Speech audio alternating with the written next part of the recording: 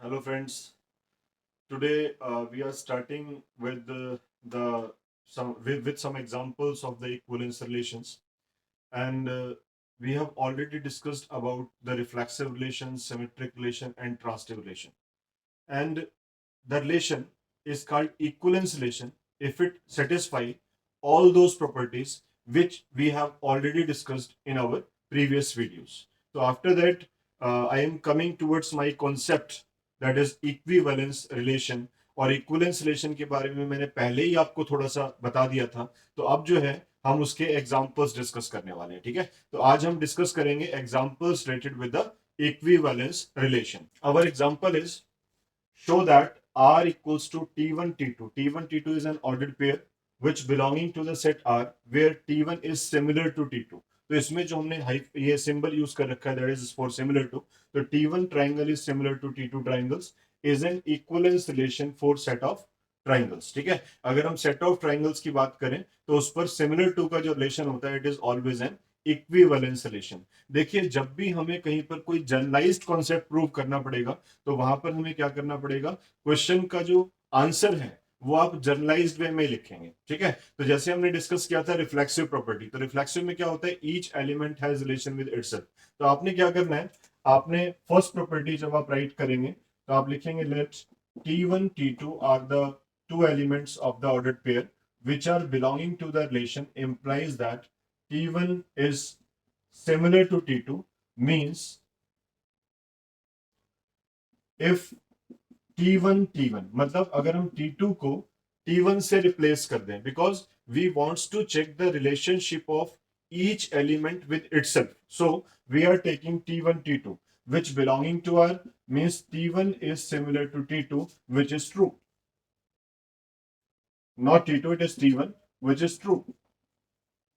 It means every triangle is similar to itself. Yes, it is correct. We have studied in our junior classes कि every triangle is similar to itself. इसलिए T1 is similar to T1 is correct. So it is in reflexive relation. And second is, अगर हम बात करते हैं transitive के बारे में, which is true, यहां पर आप लिख सकते हैं therefore R is reflexive relation. अब हम बात करते हैं सिमेट्रिक की, तो सिमेट्रिक में क्या करना होता है, अगर T1 T2 टाइप का पेयर R से बिलोंग करता है it means T1 is similar to T2 whenever you interchange the position of T2 and T1. अगर मैं T1 और T2 की पोजीशन को इंटरचेंज कर दूं, लेफ्ट और राइट इसको शिफ्ट कर दूं, तो मैं देखना चाहता हूं कि क्या इसका मीनिंग यही है. यस yes, अगर मैं कहता हूं T1 is similar to T2 या मैं बोलता हूं T2 is similar to T1, that is same thing, right. तो इसका मतलब मैं इस चीज को डिफाइन कर सकता हूं T2 T1 टाइप का जो पेयर होगा वो भी किससे बिलोंग करेगा, आर से. मींस अगर ए का रिलेशन बी के साथ है तो बी का रिलेशन भी ए के साथ होना चाहिए, ये हमने प्रूव कर दिया. तो इसका मतलब ये रिलेशन कैसा है, this relation is symmetric relation.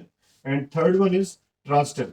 तो ट्रांसिटिव के लिए आप क्या करेंगे, अगर T1 T2 का पेयर R से बिलोंग करता है means T1 is similar to T2 and T2 T3 type का पेयर भी R से बिलोंग करता है means T2 is similar to T3. अब ऑब्वियस सी बात है, अगर फर्स्ट ट्राइंगल सेकंड के सिमिलर है, सेकंड ट्राइंगल थर्ड के सिमिलर है, तो definitely T1 is similar to T3. It means T1 is similar to T3 means we can write T1 T3 also belongs to R means R is transitive.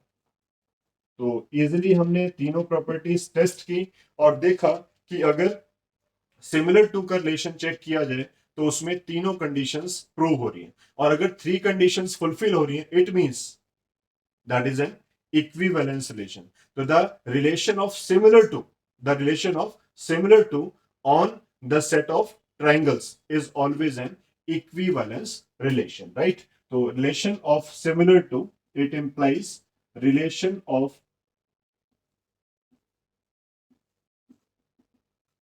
similar to on set of triangles is an equivalence relation.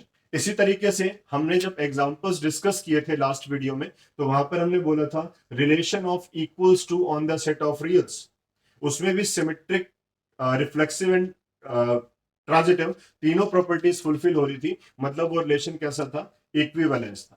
इसी तरीके से हमने discuss किया था अगर greater than की बात करें तो every element is not greater than it's, reflexive भी आपका फेल हो गया था। जब रिफ्लेक्सिव भी फेल हो गया तो इसका मतलब क्या हो गया कि उसको हम इक्विवेलेंस में तो काउंट कर ही नहीं सकते, है ना। तो इक्विवेलेंस के लिए तीनों कंडीशंस का होना जरूरी है। अगर थ्री कंडीशंस आपकी वेरीफाई हो रही है तो उस रिलेशन को हम क्या कह सकते हैं, that is an equivalence relation, right.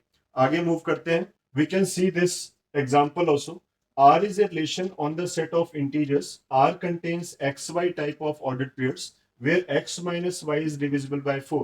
मतलब अगर आप x और y का डिफरेंस लेंगे तो that number should be divisible by 4 and x y are the integers, मतलब आपको x और y की वैल्यूज वेरिएबल लेनी है और वो कैसे होने चाहिए, इंटीजर्स होने चाहिए। अब देखिए इंटीजर्स का सेट कैसा है, इनफाइनाइट सेट है। तो जब भी कोई रिलेशन इनफाइनाइट सेट के ऊपर डिफाइंड होगा तो वहां पर हमको जनरलाइज्ड कॉन्सेप्ट यूज करना पड़ेगा, मतलब जनरल डेफिनेशंस यूज करनी पड़ेंगी। तो अब वन बाय वन हम टेस्टिंग करते हैं और चेक करते हैं कि रिलेशन इक्विवेलेंस है या नहीं है। तो first of all again we have to check the reflexive property, और रिफ्लेक्सिव प्रॉपर्टी हमारी क्या होती है, सबसे पहले आप क्या करेंगे, replace y by x and check whether xx belongs to r और नॉट। उसके लिए क्या करना होता है, simple replaced y with x and check xx kind of element belonging to R or not. So xx belonging to R implies that x minus x, which is 0, is divisible by 2. That is correct statement, divisible by 4, ठीक है, क्योंकि हमारी statement क्या है, x y type का pair r से तब belong करेगा when x minus y is divisible by 4. It means x minus x is equal to 0 and 0 is divisible by every number, therefore 0 is also divisible by 4. तो हमारी जो statement है वो statement qualify होनी चाहिए, वो हो रही है। इसका मतलब 0 is divisible by 4 is correct, so R is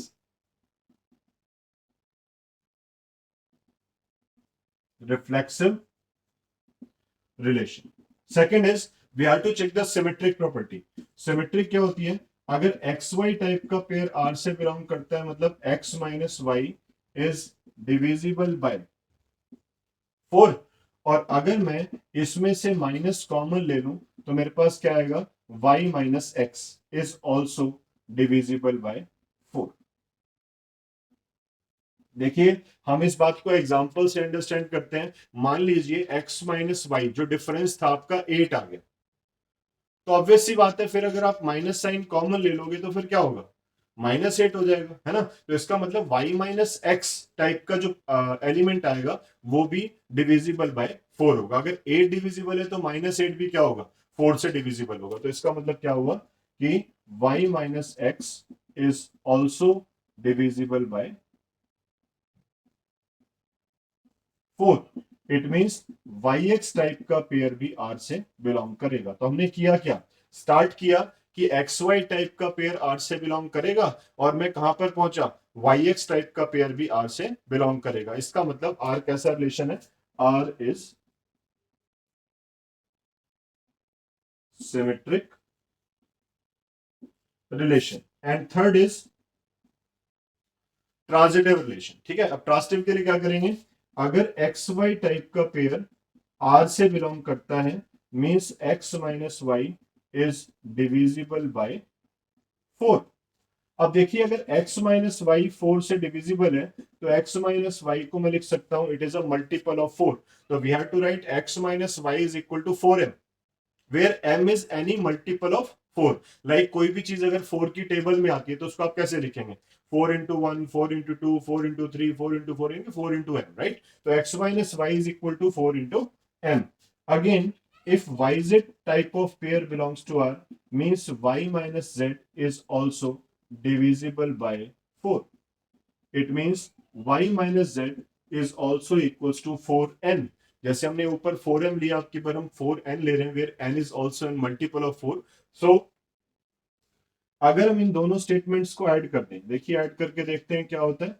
इसको आपने ऐड किया तो क्या आ गया, 4m प्लस 4n, और इसमें देखिए y और y माइनस प्लस के साथ है तो मैं लिख सकता हूं x minus z is equal to 4 common ले लेता हूं m प्लस n, और m प्लस n बेसिकली क्या है, ये भी एक इंटीजर होगा। अगर m और n दोनों इंटीजर्स हैं तो उनका एडिशन भी क्या होगा, एक इंटीजर होगा। और अगर उनका एडिशन एक इंटीजर होगा तो we can replace it by p, m plus n becomes p, like 2 plus 4 is equal to 6। तो कोई ना कोई इंटीजर बनेगा, उसको हमने क्या लिख दिया, p लिख दिया। तो x minus z is equal to 4p implies that x minus z is divisible by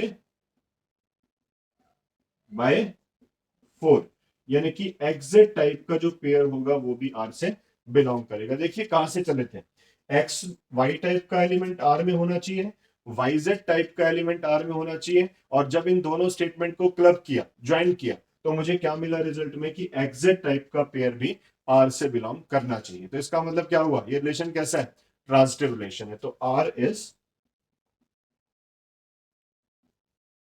transitive relation. और अगर रिलेशन रिफ्लेक्सिव भी है, सिमेट्रिक भी है, ट्रांजिटिव भी है, तो फिर वो कैसा होगा, by default it is an equivalence relation, right. तो इसका मतलब रिफ्लेक्सिव, सिमेट्रिक और ट्रांजिटिव तीनों कंडीशंस को ये रिलेशन सेटिस्फाई करता है, so it is called equivalence relation. ठीक है, तो R is an equivalence relation. तो ये चीज हमने क्लियर कर लेनी है कि इक्विवेलेंस रिलेशन जब भी आपको प्रूव करना है, and the relation is defined on the infinite set only. ठीक है, तो हमेशा हमने क्या करना है, जनरलाइज्ड वे में प्रूव करना है। और अगर कभी सेट फाइनाइट सेट के लिए आपको दे रखा हो, मतलब रिलेशन जो है वो फाइनाइट सेट पर डिफाइंड हो, तो फिर हम सिंपल जो रिलेशन होता है वो फाइंड आउट कर लेते हैं। फाइंड आउट करके उसके बाद फिर हम उसका चेक करते हैं कि वो रिलेशन रिफ्लेक्सिव है, सिमेट्रिक है या ट्रांजिटिव है, उसकी टेस्टिंग की जाती है। लाइक मैं अभी आपके सामने एक और एग्जांपल देता हूं। Suppose R is a set which contains XY type of pairs and X and Y are the rational numbers here, ठीक है, and such that X square plus Y square is equals to 25। तो हम क्या करेंगे, अगर हम X और Y की वैल्यू कोई भी रैशनल नंबर्स चूज करते हैं और उनको आप इसमें सब्सटीट्यूट करेंगे, तो सब्सटीट्यूट करने के बाद x square plus Y square की जो वैल्यू आनी चाहिए वो 25 के बराबर आनी चाहिए। ठीक है, तो अगर हम इसको चेक करते हैं तो इसमें कौन कौन से एलिमेंट्स आएंगे, पहले तो वो निकालेंगे, उसके बाद फिर हम टेस्टिंग करेंगे रिलेशन रिफ्लेक्सिव है, सिमेट्रिक है या ट्रांजिटिव है, या फिर इक्विवेलेंस है या नहीं। इक्विवेलेंस तो तभी होगा जब तीनों होंगे, तीनों में से अगर एक भी प्रॉपर्टी डिस्क्वालीफाई होगी तो फिर आप क्या लिखेंगे, it is not an equivalence relation, है ना। तो उसके लिए क्या करेंगे, सबसे पहले हम आर रिलेशन जो आपको दे रखा है and it is defined on the rational numbers, तो पहले मैं सोच लेता हूं कि हमारे पास एक्स और वाई टाइप के ऐसे कौन से एलिमेंट्स हो सकते हैं जिनके स्क्वायर्स का सम 25 के बराबर हो। बेसिकली वही एलिमेंट होंगे जो पाइथागोरस थ्योरम को सेटिस्फाई करते हैं, क्योंकि आपको पता है पाइथागोरस थ्योरम में क्या होता है, A square plus B square is equal to C square, right. तो यहाँ पे 5 का स्क्वायर है, तो इसका मतलब आपको ऐसे दो नंबर लेने हैं जिनके स्क्वायर्स का सम 5 स्क्वायर के इक्वल हो। तो मैं सोच कर देखता हूँ क्या क्या हो सकता है, like x square plus Y square is equal to 25 is our relation between x and y. And x and y जो एलिमेंट्स हैं आपके पास वो किससे बिलोंग करते हैं, क्यू से बिलोंग करते हैं। तो आप क्या करेंगे, एक्स और वाई की वैल्यू सेलेक्ट करते हैं, ठीक है, और रिलेशन को मेंटेन करने की कोशिश करते हैं कि what will be the relation. तो उसके लिए मान लो मैंने एक्स की जगह 0 लिख दिया, तो वाई की वैल्यू 5 भी हो सकती है और -5 भी हो सकती है। अगर मैंने एक्स की जगह 5 लिख दिया तो वाई की वैल्यू 0 हो जाएगी, -5 लिख दिया तो भी वैल्यू क्या हो जाएगी आपकी, 0 हो जाएगी, है ना। तो आप चेक कर सकते हो चारों पेयर्स इस कंडीशन को सेटिस्फाई करते हैं। और देखिए अगर मैं मान लो x की जगह पर 3 पुट कर दूं तो y की वैल्यू क्या आएगी आपकी, +-4। अगर मैं -3 रखूं तब भी y की जो वैल्यू आएगी वो आपकी आएगी +-4। ठीक है, अगर मैं 4 लिखूं तो वैल्यू क्या आएगी, +3, एंड 4 पुट करने पे -3, -4 पुट करने पे -3, -4 पुट करने पर 3। तो वी दीज पेयर्स, ठीक है, तो जो कि इस कंडीशन को सेटिस्फाई करेंगे, X square plus Y square is equal to 25, right. तो these are the pairs which satisfy the given criteria for X and Y belonging to Q. अब जब आपने चेक कर लिया, अब वन बाय वन देखिए क्या रिफ्लेक्सिव प्रॉपर्टी होल्ड करेगी। तो रिफ्लेक्सिव के लिए क्या होना चाहिए, each element has relation with itself, पर हम देख पा रहे हैं कि ऐसा नहीं है, क्योंकि अगर यहाँ पर 3 है तो 3 होना चाहिए था, 4 होना चाहिए, ऐसा कुछ भी नहीं है। इसका मतलब ए टाइप का एलिमेंट आर से बिलोंग नहीं करता, therefore r is not reflexive.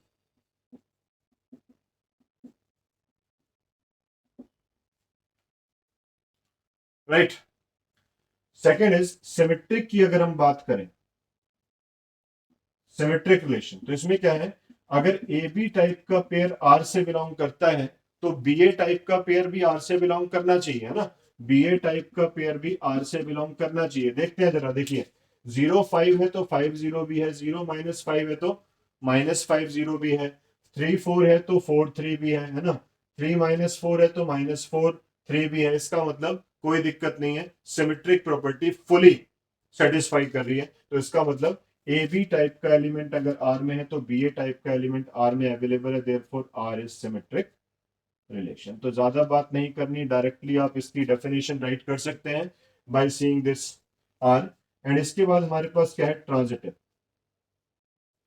Transitive के लिए अगर आप चेक करेंगे तो 0 का रिलेशन 5 के साथ है, 5 का 0 के साथ, तो 0 का 0 के साथ होना चाहिए ना। 0 का रिलेशन 5 के साथ, 5 का 0 के साथ, तो 0 का 0 के साथ रिलेशन होना चाहिए, पर ऐसा हमें नहीं दिख रहा। 0 0 टाइप का एलिमेंट यहाँ पर अवेलेबल नहीं है, नहीं है तो फिर क्या होगा, इट इज नॉट ट्रांजिटिव। तो आप सिंपल लिख देंगे कि 0 5 टाइप का एलिमेंट आर में है, 5 0 टाइप का एलिमेंट आर में है, पर 0 0 टाइप का एलिमेंट आर में अवेलेबल नहीं है, therefore r is not transitive. तो भाई ये कैसा रिलेशन हुआ, ये हमारा हुआ सिमेट्रिक रिलेशन ओनली। तो this relation is reflexive, not reflexive, neither reflexive nor transitive, it is only symmetric relation. देखिए कई बार एग्जाम में ऐसे क्वेश्चंस भी आते हैं कि find the relation which is neither reflexive nor transitive but it is symmetric. तो उसके लिए हमारे पास एक एग्जांपल हो गया। इसी तरीके से हमें क्या करना है, जब हम थ्रू आउट बुक्स को पढ़ते हैं तो उसमें हमें ये चीज भी मेंशन करनी चाहिए और ये चीज सोचनी भी चाहिए बार बार कि ऐसे कौन से रिलेशंस हैं जिसमें रिफ्लेक्सिव प्रॉपर्टी फुलफिल हो रही है, सिमेट्रिक ट्रांजिटिव नहीं हो रही, सिमेट्रिक हो रही है, रिफ्लेक्सिव ट्रांजिटिव नहीं हो रही, ट्रांजिटिव हो रही है, रिफ्लेक्सिव सिमेट्रिक नहीं हो रही। हमारे पास हर टाइप के रिलेशन का एक एक एग्जांपल आपको लर्न करना पड़ेगा, ठीक है। उसमें कई बार क्या होता है, 1 मार्कर में आपसे क्वेश्चन पूछ रही है, define a relation which is reflexive symmetric but not transitive, तो वो हमें पता होना चाहिए। अगर पता है तो फटाफट हम आंसर कर देंगे। इसलिए इस टाइप के जो एग्जाम्पल्स हैं वो आपके माइंड में हमेशा रहने चाहिए, ठीक है। आगे बढ़ते हैं। Yes, this is our question. If n is the set of naturals and r is the relation defined on n cross n। अब की बार देखिए जो रिलेशन डिफाइन कर रखा है वो n क्रॉस n पर है। n क्रॉस n का मतलब cross product of two sets, आप पहले पढ़ चुके हैं। n क्रॉस n का मतलब नेचुरल्स का सेट लो, उसका नेचुरल्स के साथ आप प्रोडक्ट करो, तो उसमें कैसे पेयर्स होंगे, 1 1 1 2 1 3 1 4 up to infinity, 2 1 2 2 2 3 up to infinity, 3 1 3 2 3 3 and up to infinity. तो इस तरीके से there are infinitely many elements present in this set n cross n। So n is any set of naturals and R is the relation defined on n cross n such that AB has relation with CD। अगर AB type का pair का relation CD के साथ है तो उसकी शर्त है कि आपने A और D को मल्टीप्लाई करना है, A और D को मल्टीप्लाई करना है और B प्लस C को ऐड करना है। जो आपने छोड़ दिए B और C, इनको ऐड करना है और राइट साइड में उल्टा करना है, बी और सी को मल्टीप्लाई करना है और ए और डी को ऐड करना है। तो अगर इस रिलेशन को हम डिफाइन करें तो वो कह रहा है कि ये रिलेशन भी कैसा है, इक्विवेलेंस रिलेशन है। अब देखिए मेन प्रॉब्लम क्या है यहाँ पे, R is the relation defined on N cross N, और एन क्रॉस एन में जो पेयर्स है वो किस टाइप के हैं, ए बी टाइप के पेयर्स मिलेंगे, सिंगल एलिमेंट नहीं मिलेगा ए। आपकी बार जो ए बी है इट वर्क्स एज ए, ठीक है। तो हम क्या करेंगे, first of all you should check A B has relation with A B और नॉट। आपको चेक करना है कि ए बी टाइप के एलिमेंट का रिलेशन ए बी के साथ है या नहीं है। तो आप क्या करेंगे, जो रिलेशन है उसके अकॉर्डिंग बात करेंगे कि हमने क्या करना है, ए बी का रिलेशन अगर सी डी के साथ है तो ए डी को मल्टीप्लाई करना है, तो मैं इसको लिखूंगा इन दोनों को मल्टीप्लाई करना है, ए बी को, बीच वाले दोनों को ऐड करना है बी प्लस ए, या फिर बी और ए को मल्टीप्लाई करना है और यहाँ पर क्या लिखना है, ए प्लस बी लिखना है। पहले ऐसे अगर आप डिफाइन कर लोगे कि मैंने ऐसे लिए हुए एलिमेंट, ए और बी को मल्टीप्लाई, इनको ऐड, फिर एक बार इनको मल्टीप्लाई, इनको ऐड, तो मैंने देखा कि क्या ये बात सही है। अब आप सोचेंगे,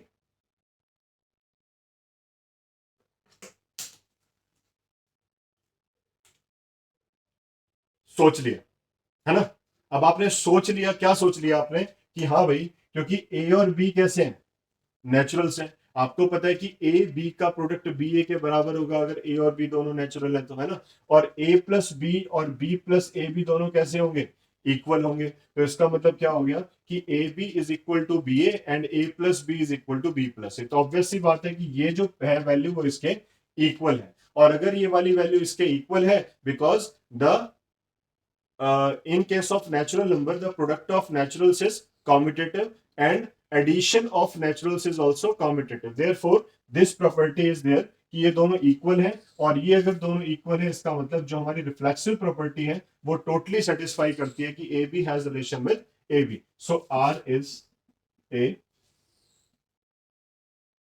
रिफ्लेक्सिव रिलेशन। ठीक है, क्लियर हो गया। अब सिमेट्रिक की तरफ चलते हैं।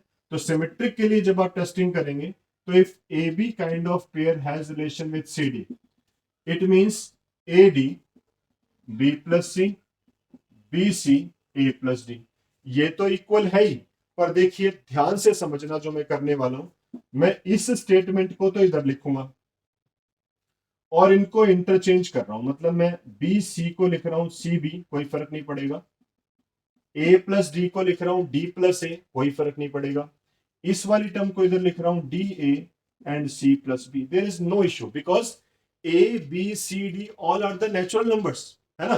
तो अगर मैं इसको इधर शिफ्ट कर दूं, इस स्टेटमेंट को इधर शिफ्ट कर दूं और इनकी सबकी वैल्यूज इंटरचेंज कर दूं एडिशन और सब्ट्रैक्शन, एडिशन और मल्टीप्लिकेशन में, तो देयर इज नो इंपैक्ट, है ना। तो इस वजह से ये इक्वल है। और अगर इक्वल है तो इसको अगर मैं वापस लिखना चाहता हूं रिलेशन फॉर्मेट के अंदर तो कैसे लिखूंगा, सी डी टाइप का एलिमेंट जो है वो किसके साथ रिलेटेड है, ए बी के साथ रिलेटेड है। Why, you can check, C B yes, D plus A yes, D A yes and C plus B yes. तो इस चीज को हमने क्या किया, उल्टा डिफाइन किया। ठीक है, जब इसका मीनिंग ये है तो इसका मीनिंग ये है। तो मैंने जब देखा कि ए बी का रिलेशन अगर सी डी के साथ है तो मुझे क्या मिला रिजल्ट में, कि सी डी का रिलेशन ए बी के साथ है। इट मींस आर रिलेशन कैसा हो गया, सिमेट्रिक हो गया, है ना। आर इज सिमेट्रिक, भाई बराबर का रिलेशन है तो इसलिए कैसा हो गया, सिमेट्रिक हो गया। अब बात करते हैं ट्रांसिटिविटी की। तो A B has relation with C D means A D with b plus c equals to bc with a plus d। ठीक है, ये तो सिंपल लिख देना। फिर एक एलिमेंट अपनी तरफ से लेना है, क्योंकि हमें क्या चेक करना होता है, ए का रिलेशन बी के साथ है, बी का सी के साथ है, तो ए का सी के साथ होना चाहिए। तो ए बी का रिलेशन सी डी के साथ है, सी डी का ई एफ के साथ लेकर चलेंगे और प्रूव करेंगे कि ए बी का रिलेशन किसके साथ होना चाहिए, ई एफ के साथ होना चाहिए। तो क्या करेंगे, सी डी का रिलेशन ई एफ के साथ है, उसके लिए काम करते हैं हम, इसको इसके साथ रखेंगे सी एफ और डी प्लस ई लिखेंगे is equals to D E product में लिखेंगे और C प्लस एफ एडिशन में लिखेंगे। तो ये हमने सेकंड कंडीशन निकाली। अब देखिए एक पॉइंट बहुत ही इंपॉर्टेंट बता रहा हूं, इसको आपने ध्यान रखना है इस क्वेश्चन को करते समय। हमने इसको चेंज करना है, इस कंडीशन को हमने क्या करना है, चेंज करना है। ए और डी वाले एक तरफ लेने हैं, बी और सी वाले एक तरफ लेने हैं। तो क्या होगा, इसको मैं लिख सकता हूं B plus C upon B C is equals to A plus D upon A. ठीक है, अब मैं क्या करता हूं, इसको डिवाइड कर देता हूं, B upon this one upon C, one upon B, one upon D, one upon A, that's it. बिल्कुल सेम इसी तरीके से मैं इसको भी कन्वर्ट करता हूं, मतलब चेंज करता हूं। सी प्लस एफ के नीचे सी एफ लिख देता हूं और डी को इधर ले आता हूं, तो one upon E plus one upon D, इसको मैं लिख रहा हूं is equals to one upon F plus one upon. मेरे हिसाब से यहां तक आपको कोई डाउट नहीं होना चाहिए। हमने जस्ट क्या किया, इसको क्रॉस मल्टीप्लाई करके एडी वाले और बीसी वाले एक साथ लेकर सिंपल डिवाइड करके अलग अलग कर दिया। अलग अलग करने के बाद हमारे पास ये टर्म्स जनरेट हुई। अब इन दोनों स्टेटमेंट्स को आपने क्या कर देना, ऐड कर देना। Suppose this is our first equation and this is our second equation, adding 1 and 2। देखते हैं क्या होता है, अगर मैं इन दोनों को ऐड कर देता हूं तो देखता हूं क्या होता है। ऐड करके देखते हैं, तो 1/c plus 1/b and plus 1 by e plus 1 by d, 1 by d plus 1 by a plus 1 by f plus 1 by c। देखिए कुछ कट रहा है, क्या कट रहा है, ये 1/c 1/c, और क्या कैंसिल हो रहा है, 1/d 1/d, फाइनली क्या रह गया, is equals to 1/a 1/f।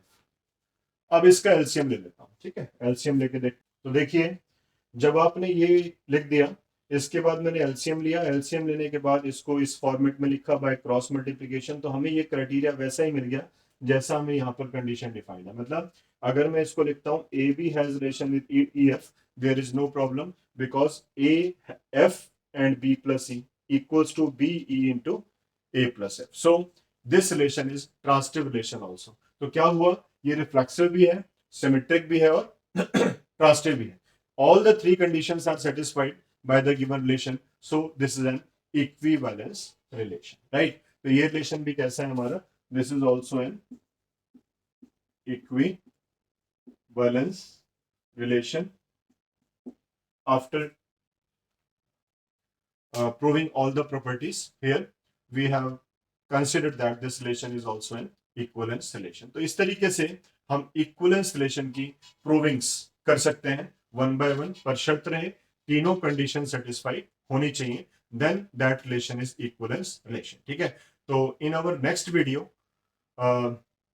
We will continue with the relations, ठीक है, बट उसके अंदर हम जो डिफाइन करेंगे रिलेशंस वो कौन से होंगे, वो हमारे वो रिलेशंस होंगे जिनको हम या तो डिस्क्रीट मैथमेटिक्स के पार्ट में पढ़ते हैं, या फिर हायर मैथमेटिक्स में पढ़ते हैं, या फिर कॉम्पिटिटिव लेवल पे पढ़ते हैं, ठीक है। तो उसमें हमने जो डिस्कस किया अप टू सीबीएसई यानी कि up to 12th class, we have discussed those things which we have covered in our syllabus. अब आगे जो चलना है हमने उसके अंदर हम थोड़ा सा हटकर चलेंगे, रिलेशंस को आपको बताएंगे और कुछ और भी इंपॉर्टेंट बातें रिलेटेड टू रिलेशंस आपको बताएंगे जो कि आपके कॉम्पिटिटिव लेवल के लिए बहुत ही इंपॉर्टेंट है।